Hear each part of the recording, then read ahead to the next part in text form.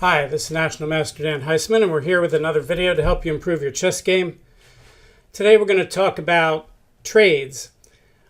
A bunch of years ago, I read an article by a grandmaster where he said, there's no such thing as a fair trade. And what he meant was when you make equal trades of pieces, whether it's a rook for a rook, a queen for a queen, a knight for a knight, a bishop for a bishop, or even sometimes a bishop for a knight, that it usually favors one party or the other. And the key word there is usually. He said there's no such thing as a fair trade. Well, that's a little bit tongue-in-cheek, and I think he knew it, but he wanted to catch your attention. So I thought I'd start with a case where we have an absolutely fair trade. We have a rook and a king against a rook and a king, and nobody has the advantage. If black wants to skewer the white rook and the white king with rook to f8, rook to c1 check. I have the board upside down. I should flip the board here for you. Let's see it from white's standpoint.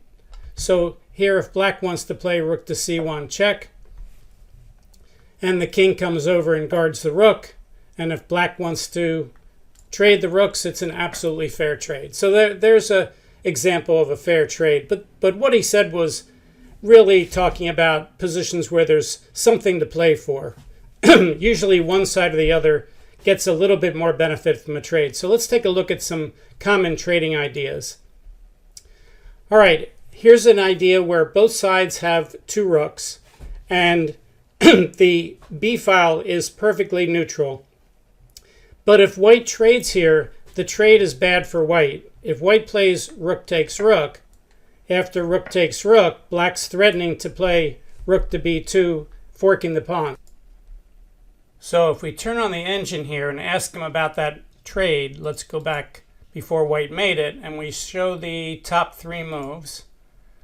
We can see that a4, f3, and rook b3 are the top three. I think most masters here would play rook to b3 with the idea of trying to double the rooks, and if black now trades, white can take back with a pawn and keep the game perfectly even.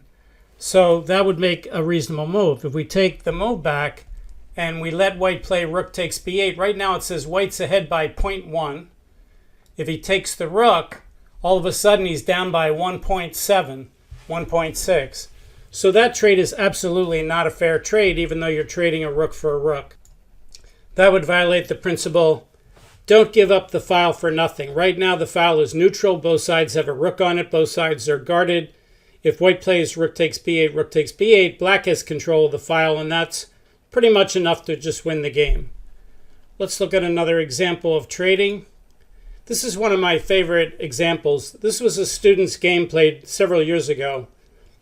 My student was white, and black had just played queen to d8, offering the trade of queens. Now white realized that he's got that knight on g6 pinned to a checkmate on the g7 square.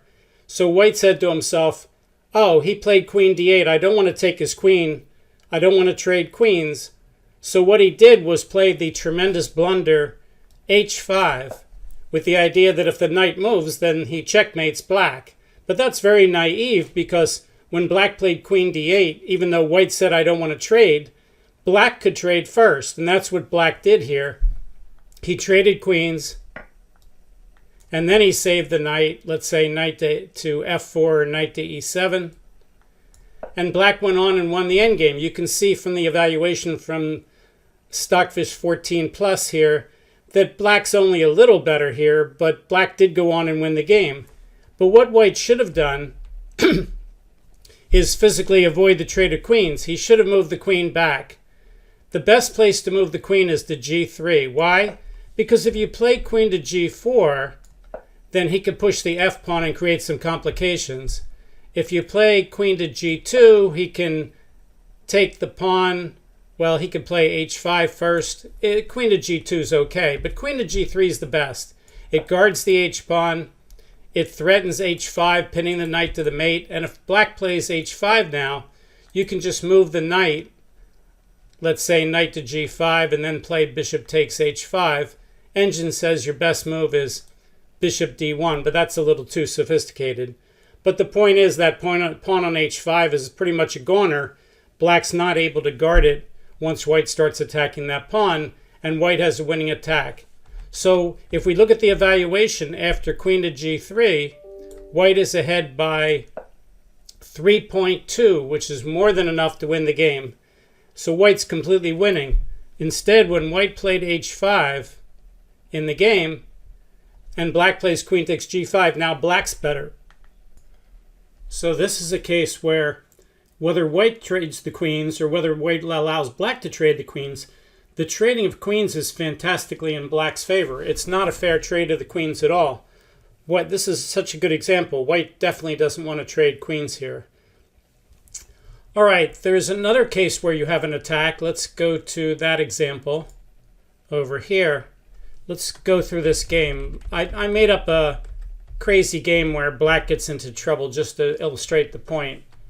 All right, so this game goes e4, e5, knight f3, d6, Philidor defense. Normally you play d4 here, but I wanted to set up a little tactic. Bishop c4, bishop g4, now d4, threatening to get into like the Morphy Duke of Brunswick Count Eastward game.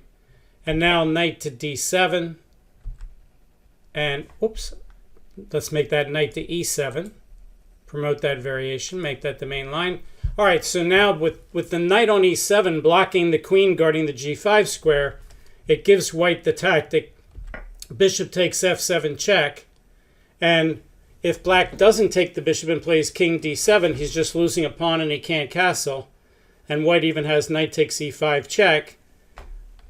So he has to take the bishop. Knight g5 check will win back the bishop. Let's say the king moves to e8. He has nothing better. Queen takes g4. Now white's up a pawn, and black says, oh, I can't castle. My king's stuck in the center. Your queen is powerful. My queen is weak. Let me offer a trade of queens. Queen to d7.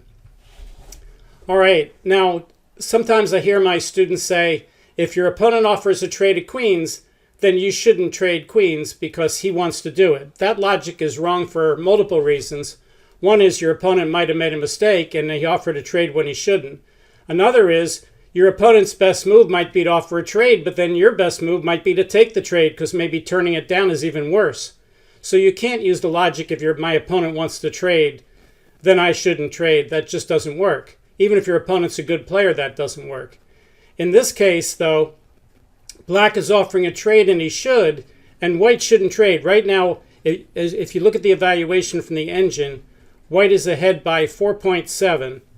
Now, he is winning if he trades. If you use the principle, when you're winning, trade pieces, and you say, I'm up a pawn, let's trade, you could take the queen, and you're still winning. You're up 3.2, and that's certainly enough to win. And here, after he takes, let's say he takes with a knight, you can just develop your pieces. The engine says play knight c3.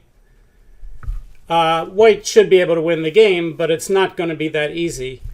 But what the engine wants to play here, if you look at white's top three moves from the engine, the top three moves are queen f3, queen h5 check followed by queen f3, or just queen e6, putting the queen on a spot where if you trade, it's awkward for him. So the computer, the best two moves by about a whole pawn are to not trade the queens. So here, because black's king is stuck in the center and white has a semblance of an attack in the middle game, if you're going to keep the queens on the board, it's actually good for white. Now, if you're afraid that you're not a very good player and his queen later will cause you all kinds of problems, it's not a terrible mistake to trade queens here. I could have set up a position where it'd be a terrible mistake to trade queens, like we looked in the previous example. But it's also not a bad idea if you're only up a pawn. Now, let's say instead of being up a pawn, white was up a knight. You know, if we change the position and give black an extra pawn back, but take a knight off the board, well then, if not trading queens gives white a good attack, but trading queens gets into a position where you just have less material and you're up a whole knight, well then trading queens is certainly good. So when you're up a pawn, usually you want to trade queens, but if you have some special circumstance, like in this case, black king stuck in the center and he's subject to attack for the whole rest of the game, then in those kind of cases, maybe trading queens is not the best idea. So here, trading queens is a okay trade for white, but not trading queens is somewhat better.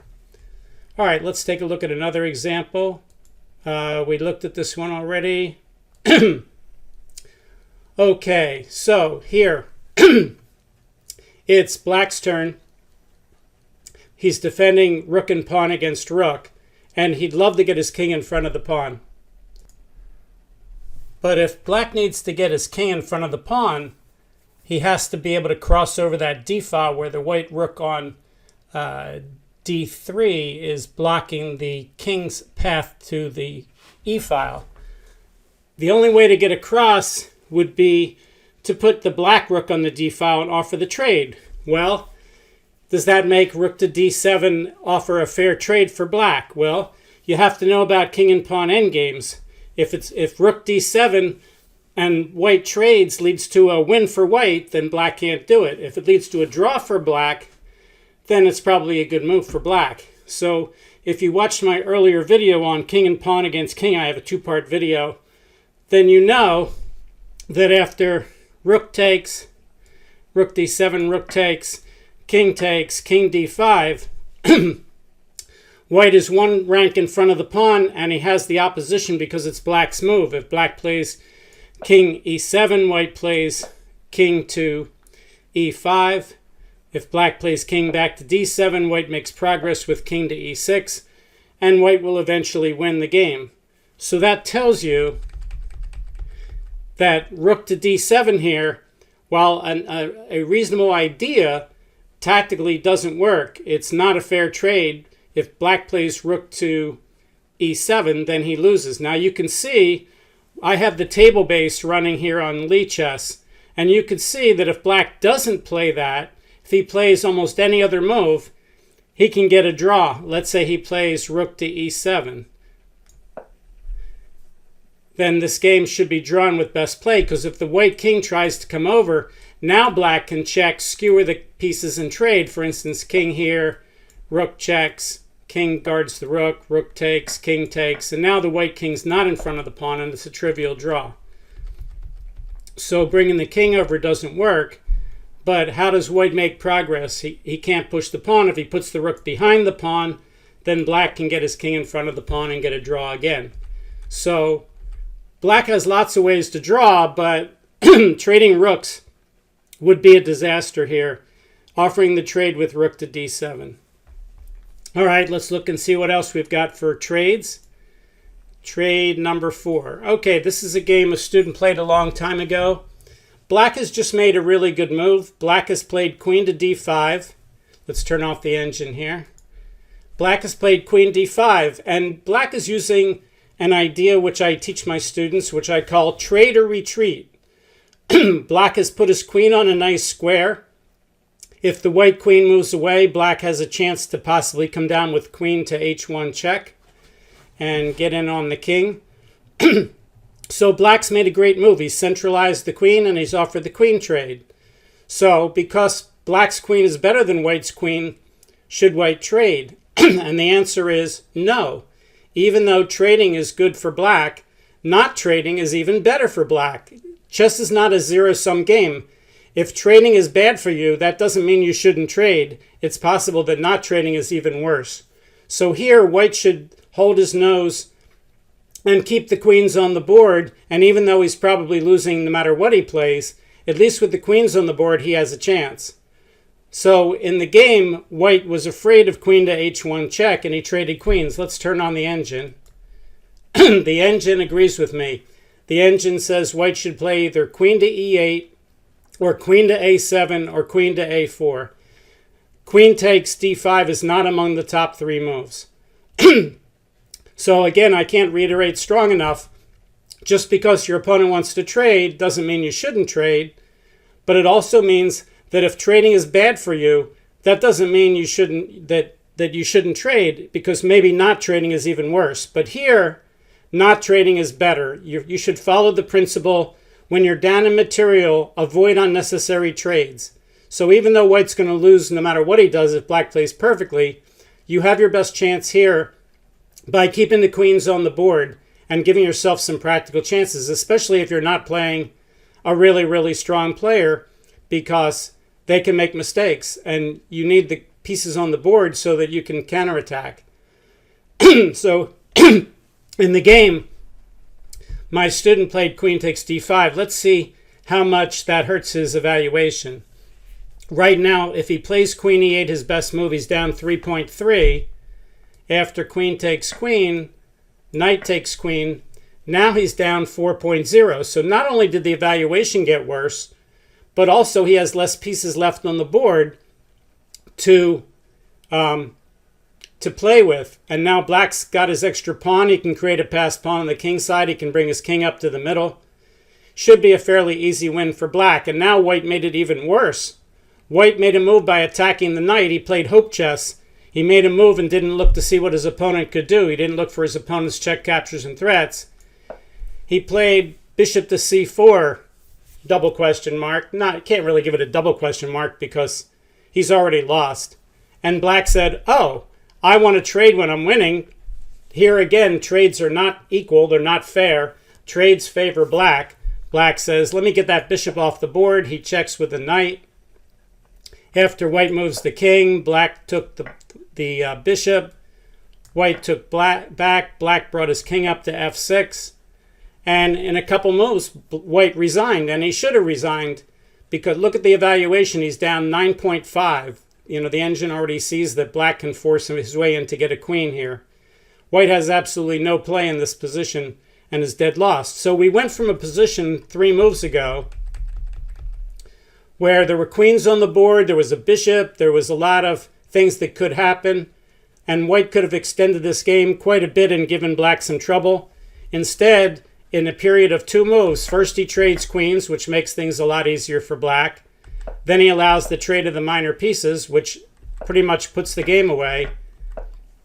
And black wins. Now black's up 9.5. So here, both trades that white made when he was down a pawn were disastrous. One made it so he had no play, and the other made it so that it's in a dead loss king and pawn endgame. You never want to allow your opponent to trade into a winning king and pawn endgame unless it's absolutely forced. Well, if we go back to that position, bishop to c4 was not absolutely forced. There was no way that he had to allow black to fork his bishop and his king. So he was just not paying attention to what black could do. As a general principle, you never want to attack opponents' pieces where they have to save their pieces without having some idea how they're going to save them. So it should become as no surprise to white that he forced black pretty much to trade off the bishop, which is exactly what he didn't want to do. It's silly moves like this, which are kind of the moves that very often lose games, where people are just not even thinking. And when I ask people, if you hit that knight with the bishop, are you really expecting him to just lose the knight? And then they all say no. And I say, well, if he's not expecting him to lose the knight, what good does it do to attack the knight and force him to go somewhere else? In this case, forcing him to trade off the knight for the bishop. And the answer is, oh, it's a tremendous negative effect to do that. But you shouldn't be surprised when he did that. You forced him to beat you that way. All right, let's look at the opening in the dragon. Let's go back to a dragon. White plays e4, black plays Sicilian. Knight f3, d6. d4, pawn takes, knight takes d4, knight f6, knight c3, g6. This is the characteristic setup of the dragon. There's the little dragon over here, the pawn structure. White plays the main move bishop e3, black plays bishop e7. And now the main moves for white are to play moves like f3 to stop knight g4, or he could play the classical line with bishop e2. You could see the engine says f3 is the best move by far. Let's say white plays queen to d2, which I see some people play to castle queenside first. In this position, normally you don't want to move pieces twice in the opening, but here you can see the number one move for black at depth 42 in the cloud is to play knight to g4, threatening to win the bishop pair. And this is not good for white. If white castles queenside, black could just take the bishop, and after white takes, the bishop pair here is very strong. The dark squares along the diagonal from a1 to h8 are weak, and black has a dark squared bishop and white doesn't, and the bishop pair is worth about a half a pawn. And you can see the engine already says that black's better by 0.3 pawns when they do this. But if you try to save the bishop now, it's tough where you can go. You can't go to f4 because here you could play e5 here, but it gets complicated. If you play e5, bishop g5 hits the queen. If he then hits the bishop, the knight on d to go to b5, and it's a little complicated. But what you should do instead of playing e5 is you should trade the bishop for the knight first, then play e5, and there's no complications. You're just winning a piece. Little things like that make a big difference. All right, so bishop f4 is no good. Bishop h6 is not possible because the knight and the bishop are both guarding that square. So that leaves bishop g5, which is the only reasonable move for white. Black can say, go away, Mr. Bishop. Bishop goes to h4. Now the bishop's not guarding this key d4 square anymore, which means black can attack it with the knight. Computer says white should play knight b3, and it says white's okay here. But normally, if white plays f3 in the dragon and plays the Yugoslav attack, white's advantage, as you saw with the engine before, excuse me, was about 0.8. Now his advantage is down to about 0.2. Let's go back and show you that. G6, bishop e3, bishop g7. Here it is right here, f3. Let's play f3. People have let this sit overnight, and it says black is down by about, now it says 0.5. 0.5. Well, if he plays queen d2, his advantage is lower than that. So here, even though black's losing tempos to play knight g4, if he can trade the knight for the bishop, that's not a fair trade, even though knights and bishops on the average are worth the same. Early in the game, usually if you can trade a knight for a bishop early in the game, it's usually good for the side trading the knight for the bishop because it would give him the bishop pair. The bishop pair doesn't mean you have two bishops. The bishop pair means you have the advantage of the bishop pair, which means you have two bishops and the other person does not. At the start of the game, neither player has the advantage of the bishop pair, which we could just say neither player has the bishop pair, even though they have a pair of bishops, English being different than chess in this case. So if you have the advantage of the bishop pair, that's worth about a half a pawn, and it costs usually about a third of a tempo to make an extra move. So black's kind of wasting a tempo to try to win the bishop pair, which is a trade-off. And in this case, if he can get the bishop, it's well worth it. So it's not a fair trade for white. That's why the engine says here, white should not allow that trade. It's not fair. He should play bishop to g5 and move his piece twice also to avoid trading the knight for the bishop here. And that would give white at least somewhat of an advantage. As you can see, depth 29, advantage about 0.4 for white. Okay, so today we talked about when are trades fair, when are trades not fair. As I said, you could trade a knight for a knight, a bishop for a bishop for a knight, a rook for a rook, queen for a queen. We didn't talk about too much about pawn trades today, but trades are not always fair. Sometimes you want to trade, sometimes you don't. And every position you have to think about it. You can't just use general principles. You have to think about what the analysis says and try to figure out whether or not a trade is advantageous for you, advantageous for your opponent, or or neutral. If you're ahead in material, probably a trade would be advantageous. If you're behind in material, even a pawn, probably the trade is going to be disadvantageous. So most of the time when you're trying to figure this out, it's because the material is otherwise even. And when the material is otherwise even, that's when the decisions get a little bit harder. Okay, hope you enjoyed today's video. The best thing you can do is tell your chess friends about my channel, Dan Heisman Chess. If you get a chance to send out an email to your chess club or whatever, Dan Heisman Chess, just mention it sometime. I really appreciate it. If you'd like to like the video, that's great. You can subscribe to the channel, and we will see you next time. Thanks. Bye.